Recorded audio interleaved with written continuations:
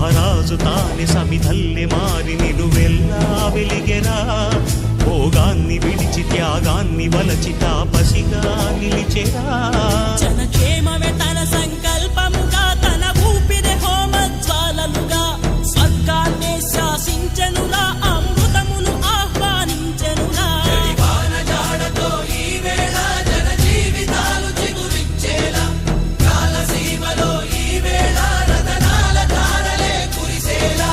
కల్లు కల్లు మని సిరిమూవల్లే చినుకే చేరగా, జల్లు జల్లు మని పులకింతల్లో పుడమే పాడగా, హరివిల్లు ఎత్తి కరిమబ్బు వాన బాణాలే వేయని, నిలువెల్ల మంచు వడగళ్ళు